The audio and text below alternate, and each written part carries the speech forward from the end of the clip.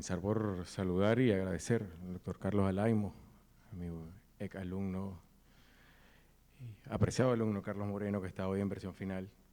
Gustavo seguro que tuvo que ver también con esto, a Mónica, que me invitó.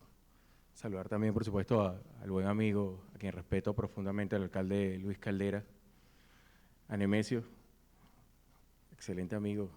Creo que Nemesio, que nos damos cuenta que nos ponemos viejos cuando los alumnos ya los vemos profesionales.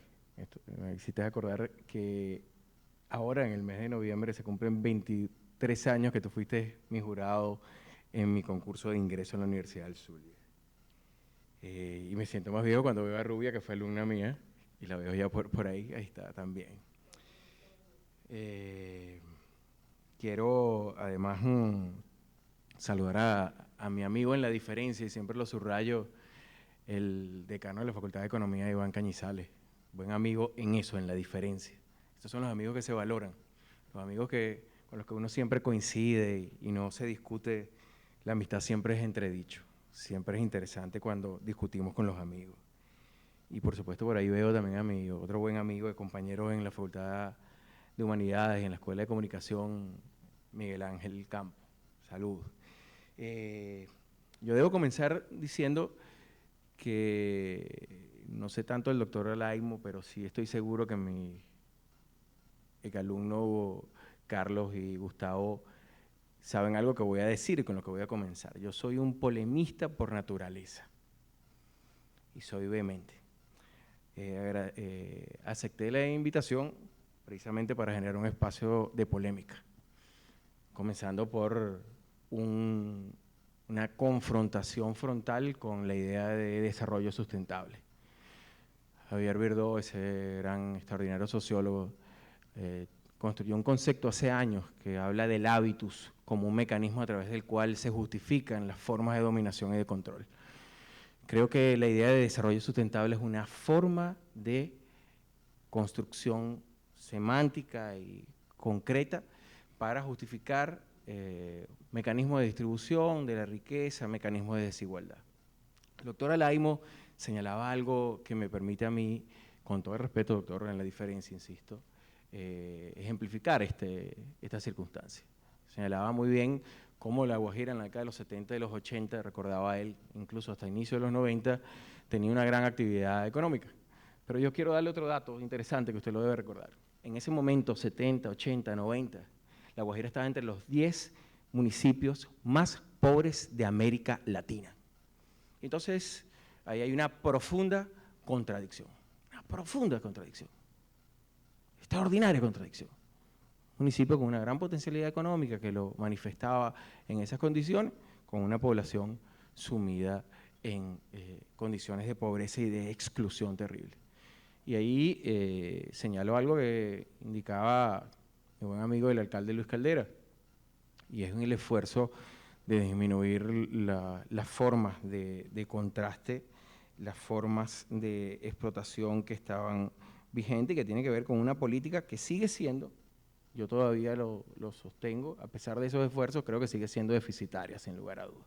Nos hemos quedado cortos en las posibilidades que tenemos en relación a eso y es mucho todavía lo que debemos hacer. Hay algunos elementos que yo traigo en esta posición bien polémica que, insisto, lo hago con toda la mala intención de generar una discusión. Aplaudo la iniciativa del Gobierno Nacional de generar un debate acerca de la naturaleza de la frontera. Es algo que aplaudo, pero así como lo aplaudo, esto también tiene una situación de desventaja. Ahora todo el mundo es fronterólogo, Nemesio. Ahora todo el mundo habla de frontera, todo el mundo es fronterólogo. Y lo que tenemos 20, 25 años estudiando, somos uno más de eso. Usted ve gente que jamás en su vida se había preocupado del problema de la frontera, o del problema de los cambios en la densidad demográfica en la subregión Guajira o en la subregión capital, los contrastes poblacionales y de densidades y de organización del espacio que tenemos en Venezuela. Jamás se habían preocupado de eso. Y a propósito de esta misión frontera, ahora todo el mundo tiene una extraordinaria preocupación. Eso por una parte es malo porque muestra la falsedad de las preocupaciones, pero por la otra es bueno porque genera una dinámica que yo creo que es necesaria en una misión. Así como en algún momento el gobierno nacional sacó una misión Robinson para el tema del analfabetismo, yo soy de los que viene insistiendo desde hace muchos años una misión Robinson Frontera. Porque los venezolanos somos unos analfabetos en términos del conocimiento de nuestra frontera. Y se los dice este servidor que tiene 23 años dando clase de Historia y Geografía y Geopolítica en la Universidad del Zulia.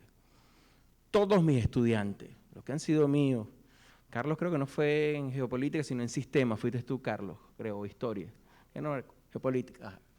Todos los estudiantes que han pasado por mis cátedras, siempre les insistía en el tema de conocer la frontera. Y fíjense, un lugar tan común para mostrar el desconocimiento, que si yo ahorita le pregunto a ustedes cuáles son los límites de Venezuela, cerca del 85-90% de ustedes me dice al norte por el Mar Caribe. Y ya por ahí comenzamos mal. Porque resulta que el Mar Caribe va a dar hasta el Golfo de México. Y nosotros al norte no limitamos con el Mar Caribe, limitamos con Puerto Rico, las Antillas Menores, con los Países Bajos, con Islas Vírgenes y con otro conjunto de países muy específicos, incluyendo República Dominicana. Pero le enseñamos a nuestros alumnos que limitamos al norte con el Mar Caribe, y el Mar Caribe se extiende prácticamente hasta el Golfo de Venezuela, hasta el Golfo de México, perdón. Y el segundo elemento que muestra ese profundo desconocimiento es que si yo les hago una segunda pregunta sobre la extensión territorial de Venezuela, todos me repiten con el CACE, son 916.000 kilómetros tal. Y se olvidan que la extensión territorial de un país también incluye mar territorial, zona económica exclusiva y plataforma continental. Y cuando les decimos eso y lo seguimos repitiendo, porque es el mismo esquema con el que a mí me formaron, o el que seguro formaron a Nemesio y al compañero Carlos Alaimo, entonces estamos olvidando nada más y nada menos que unos 750.000 kilómetros cuadrados en el Mar Caribe y otros 350.000 kilómetros cuadrados en el Océano Atlántico, que es la frontera que estamos discutiendo con Guyana. De tal manera que nosotros tácitamente, en ese analfabetismo fronterizo, estamos enseñando a nuestros muchachos a desconocer las propias fronteras. Y cierro este arranque polemista con otra provocación. Fíjense que estamos en el estado Zulia. Y buena parte de aquí, estoy profundamente seguro, se sienten orgullosos de la identidad zuliana, de la zulianidad. Pero cuando uno les pregunta, ¿dónde está la cuenca del río Socuy, del río Cachirí? ¿Cuántos ríos surten el sur del lago? ¿Cuáles son los límites del estado Zulia? ¿Cuántas subregiones hay? ¿Cuál es la estructura de los municipios y las parroquias? El orgullo zuliano se transforma en un orgullo, y me perdonan la palabra, de pura jeta, de pura vocalización. De tal manera, eso demuestra profundo desconocimiento. No puede haber misión frontera si no conocemos el espacio. No puede haber, además, misión frontera si además no solucionamos unos contrastes que además tienen una enorme vertiente histórica, como muy bien lo aproximó Nemesio y como lo señalaba mi buen amigo Luis Caldera, ¿no? Fíjense ustedes, por ejemplo, que además es un problema histórico, no es un problema reciente, es un problema reciente. Tiene que ver con la forma de organización del espacio impuesto a partir de la irrupción europea a finales del siglo XV y que se ha mantenido. Usted ve los censos que realizó el obispo Lazo Martí en el siglo XVIII, ¿okay? Y ve los censos que desarrolló Guzmán en el siglo XIX, hasta el último censo, la proyección del año 2011, y ve exactamente lo mismo. Grandes poblaciones ubicadas en Maracaibo, Coro, Punto Fijo, Valencia, Maracay, Lara, Barquisimeto, Miranda, Caracas, Cumaná. No hay ninguna diferencia. Es decir, desde el primer censo que realizó en sus visitas el obispo Lazo Martí en el siglo XVIII hasta ahora, la estructura territorial, espacial de la sociedad venezolana hacia una estructura que hace que hoy el 82% de la población esté concentrada en menos del 30%.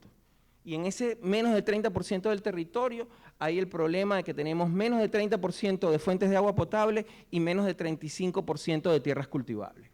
De tal manera que hay contrastes extraordinarios. Usted ve a Caracas, por ejemplo, con una densidad demográfica que llega casi a los 4.600 habitantes por kilómetro cuadrado, o ve a Maracaibo, que también está muy cercano, a unos 4.100 habitantes por kilómetro cuadrado, pero puede llegar a algunos espacios en La Guajira o en Catatumbo, por ejemplo, para solo citar algunos contrastes poblacionales. Fíjense, por ejemplo, Maracaibo tiene 4.120 habitantes por kilómetro cuadrado según la proyección del censo para el 2014. Pero usted tiene Amara con 59 alcaldes, habitantes por kilómetro cuadrado. Y tenemos, por ejemplo, Almirante Padilla con 84 habitantes por kilómetro cuadrado. Tenemos nada más y nada menos que a Rosario de Perijá con 22 habitantes por kilómetro cuadrado, Guajira con casi 30 habitantes por kilómetro cuadrado, Sucre con 72 habitantes, Balmore Rodríguez con 42 habitantes por kilómetro cuadrado. Unos contrastes poblacionales que hacen prácticamente imposible en términos de aprovechamiento de espacio, en términos de solución de problemas productivos y socioproductivos que tenemos, ¿no? El desarrollo de una política racional de optimización de las potencialidades.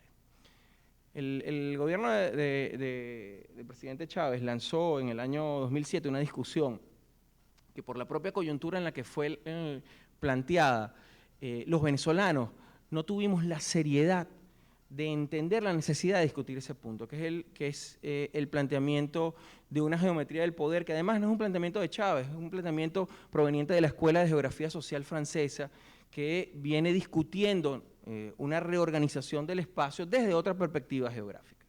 El planteamiento de la geometría del poder implicaba la revisión de las estructuras y de estas densidades sociodemográficas de las cuales estoy hablando acá, y que nos permiten entender algunos otros problemas.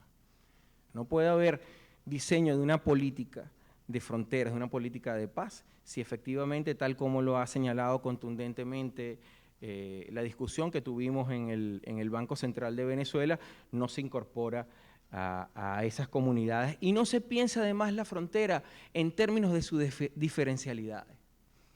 No podemos construir una frontera de paz. No podemos avanzar en eso que el diario Versión Final nos llama a pensar sobre un desarrollo sustentable, que insisto, tengo enormes diferencias en términos tanto semánticos como paradigmáticos, si no entendemos además la frontera en términos de diferencialidad cultural y geográfica. No es lo mismo los problemas y las características, como muy bien lo han señalado los ponentes que me antecedieron, de la Guajira, de la subregión Guajira, que de la subregión Perijá. Pero lo que sí es lo mismo es una preocupación que lleva a discutir el enunciado de este propio foro sobre el desarrollo sustentable. La sección fronteriza venezolana, los 2.219 kilómetros de frontera que tiene Venezuela, tiene 6 secciones diferenciadas en términos geográficos y con características y estructuras, no solo en términos de vegetación, es decir, físico-ambientales, sino en términos socioproductivos y en términos de organización política y de organización cultural diferenciable. La Guajira es un espacio. Y a partir de la Guajira, de Matajuna 2 hasta el Río de Oro, es una segunda sección, que es la sección de montaña, de los Montes de Oca y de la Sierra de Perijá. Y en Río de Oro, ese piquito que ustedes ven en el Zulia, y bien, insisto de nuevo en el regionalismo de pura jeta, porque no lo sabemos, ¿ok? En Río de Oro comienza la tercera sección fluvial que se subdivide además en los ríos que surten desde ese lado al sur del lago y que tiene que ver con otras cuencas, como el río Zulia, el río Catatumbo, ¿ok? Hasta la cuenca del río Meta, la cuenca del río Arauca y los afluentes de la cuenca del río Orinoco. Y por lo tanto hay desarrollos diferenciables en esas 6 secciones de la frontera, pero tienen un punto en común, desde el mal llamado hito número 1, que me permito además corregirlos, ese hito no es el hito número 1, porque hay 220 metros no delimitados de frontera. Usted revisa las lógicas del derecho público internacional y dice que la frontera comienza entre 2 países que comparten aguas, y el Golfo de Venezuela, esas aguas territoriales, comienzan en el punto donde la costa toca la frontera. Si usted se monta en el mal llamado hito número 1, que repetimos como loro, y usted mira hacia abajo, para los que conocemos la frontera y le hemos ido a pasear de norte a sur y de este a oeste, y no de libro, usted se da cuenta que hay 220 metros desde donde usted se para en el llamado hito número 1 hasta la costa. Y si además conociéramos un poquito más, podemos saber que ese comienzo de la frontera es un comienzo írrito, porque si usted lee el laudo español de 1891, el laudo de 1891 dice que la frontera comienza en los fenómenos que están por encima del paralelo 12 grados. Y resulta que Castillete, por culpa de nosotros y nuestro desconocimiento, está por debajo de los 12 grados. Y si usted lee el laudo español, como se debe, dice en derechura de Huyachí, siguiendo por derechura de Huyachí. Huyachí, perdón, no lo va a conseguir porque siempre lo buscaron por debajo del paralelo número 10. Eso muestra, insisto, la tesis que yo he venido sosteniendo en cada escenario, fuera de mi compromiso político, sobre el analfabetismo en términos de frontera y que acoge a todos los venezolanos, ¿no? Y eso nos ha generado complicaciones que la sienten sobre todo los alcaldes de La Guajira, y es el hecho, por ejemplo, que comenzar la frontera en Castillete les da 38 kilómetros en el Golfo de Venezuela, que no le corresponde a Colombia y que nos genera serios problemas en términos de soberanía.